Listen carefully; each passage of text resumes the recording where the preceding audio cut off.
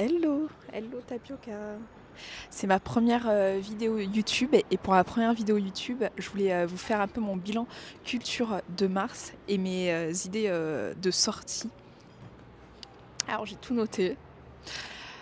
Pour la première vidéo, j'ai voulu la faire dans un café, sauf que je pense que je ne me suis pas facilité la tâche parce que là vous vous rendez pas compte, mais à ma gauche, il y a une grande baie vitrée et tout le monde du coffee shop me voit. Là, je suis en terrasse, dans le 5e, chez Strada, pour ceux qui connaissent. Mon petit matcha. Et tapioca. J'espère qu'on va bien m'entendre.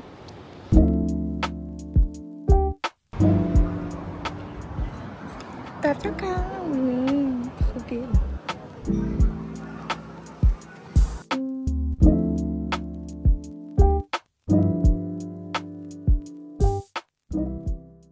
Du coup, pour ceux qui ne me connaissent pas encore, je m'appelle Bénédicte, j'ai 30 ans, j'habite à Paris. Je publie beaucoup de contenu sur Instagram et sur TikTok.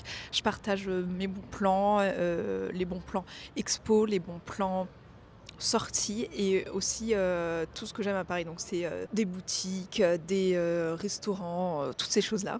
J'ai un caniche nain de 3 ans qui s'appelle Tapioca. qui est adorable. Bref, si vous ne me suivez pas encore, je vous invite à me suivre ici et aussi sur Instagram. Pourquoi je lance ma chaîne YouTube maintenant en 2025 alors que plus personne utilise YouTube? Parce que je vous partage déjà beaucoup de contenu sur Insta et sur TikTok, mais je me suis rendu compte que je voulais vous partager plus et plus de formats un peu plus longs pour qu'on apprenne un peu plus à se connaître et que je vous partage plus de bons plans et un peu plus de ma vie. Pour cette première vidéo, je vous invite à me faire plein de retours sur le son, sur la qualité, sur me donner des idées aussi de vidéos que je pourrais faire. Dans cette première vidéo, je voulais faire mon bilan culture du mois de mars et mes idées de sortie. L'objectif de ces vidéos, c'est de vous inciter et vous encourager à faire plus de choses sans votre portable, parce que moi je suis accro à mon portable. Soyons honnêtes, je ne lis plus beaucoup et ça, je voudrais changer ça. En fait, je me suis rendu compte que maintenant, j'apprenais plus rien, entre guillemets, à part quand j'écoute des podcasts ou autres. Donc ma deuxième vidéo, ça va être mon carnet de culture, comment je vais faire ça. J'ai pas encore commencé, on va commencer ensemble, mais dans cette première vidéo, je voulais vous revenir un peu sur mon bilan culture du mois de mars. Je suis vraiment désolée, j'ai l'impression que ma vidéo est décousue alors que j'avais noté les points importants. Mais bref, c'est ma première vidéo, soyons indulgents. Du coup, dans mon bilan culture, j'ai 4 choses à vous montrer aujourd'hui. Un livre, une expo, un musée et un documentaire. Ça fait pas beaucoup, l'objectif c'est que j'en ai plus à vous montrer et je vous partage plus de choses. Mais c'est le premier mois, on commence, on débute ensemble. Dans mon bilan culture de mars, du coup, j'ai lu le livre des recettes oubliées, le tome 1, parce qu'il y a plusieurs tomes. Je vais pas dire le nom de l'auteur parce que je vais pas réussir à le prononcer, mais c'est en grosso modo de la littérature japonaise. C'est un livre très cocooning, c'est sur un restaurant dans les ruelles de Kyoto, dans cet univers un peu comfort food, un peu slow life. Et du coup, on suit le restaurant qui retrouve des recettes que les personnes leur demandent. Le deuxième point culture, j'ai fait une expo, c'était l'expo Snoopy dans le Marais. Quand la vidéo sortira, ça sera terminé, mais c'était une expo un peu marketing parce qu'il y avait Starbucks qui était derrière, mais l'expo était ultra belle, c'était dans un hôtel particulier dans le Marais. Voilà pourquoi il faut me suivre, parce que j'ai fait une vidéo TikTok et Insta dessus. Et je vous mettrai un peu des images juste ici. La troisième chose que j'ai faite durant le mois de mars pour la culture, c'est que j'ai fait le musée Cognac-Jet. C'est un musée totalement gratuit pour tout le monde, même si vous n'avez pas... même si vous avez plus de 26 ans. Et c'est un musée qui se trouve dans le Marais. Je vous ai fait aussi un TikTok et un Reels Insta, je vais vous insérer quelques images. J'ai adoré ce musée parce que je trouve que les œuvres sont belles, le lieu est beau. Et ce que j'ai adoré, c'est que c'est un musée pas très connu et il n'y a pas beaucoup de monde, contrairement à des expos. Si vous avez fait l'expo Dolce & Gabbana au Grand Palais, maintenant dans les expos il y a beaucoup de monde, on se marche un peu dessus, et là pas du tout parce que c'est un musée pas connu et en plus gratuit, donc je vous recommande d'y aller. Pour me cultiver aussi, moi j'aime bien regarder des documentaires Arte Mais surtout, écouter des podcasts parce que les podcasts, quand je prends un tapioca, quand je fais la lessive, quand je fais des trucs comme ça, quand le matin je me prépare pour aller au boulot, et ben, c'est beaucoup plus simple d'écouter un podcast que de regarder une vidéo YouTube.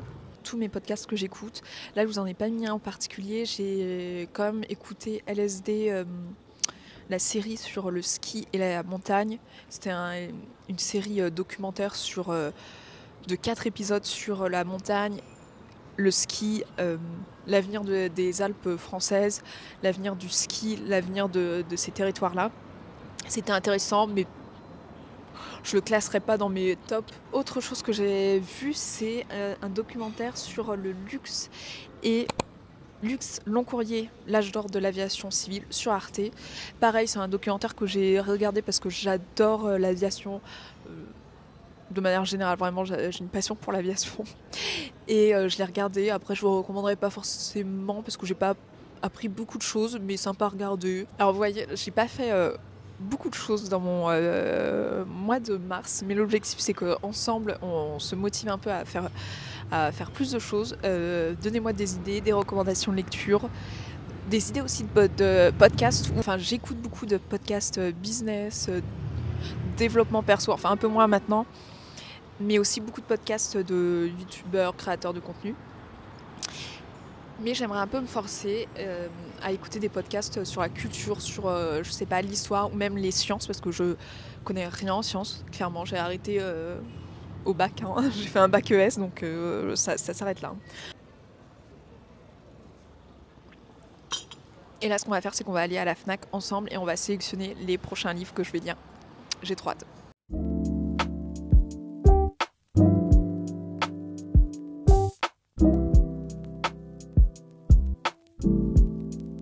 Je suis à la Fnac, je vous montre un peu ce que j'ai repéré.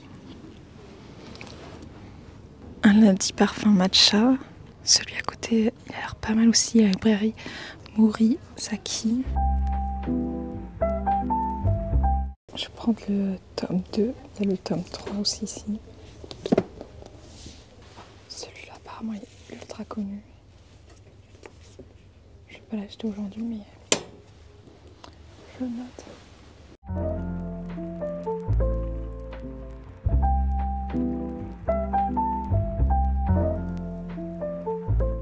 Si vous connaissez pas David Frankino, je vous recommande. C'est des livres qui se lisent ultra facilement. Je trouve qu'il a une belle écriture, simple et en même temps efficace. Et je vais pas l'acheter aujourd'hui parce que je pense que mon père va me l'offrir. Mais la couverture est très belle en tout cas. Tapioca, c'est un micro, c'est pas pour manger. Non!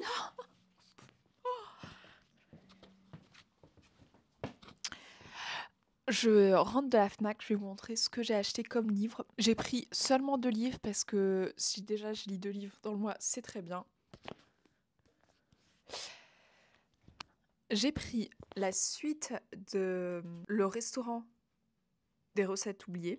Il y a un tome 2 et il y a même un tome 3. Donc c'est la suite. Je vous dirai si c'est pas redondant et ce que j'en ai pensé. Et j'ai pris celui-là, la couverture. À chaque fois, les livres japonais, la couverture, elles sont magnifiques. Et souvent, il y a un petit chat.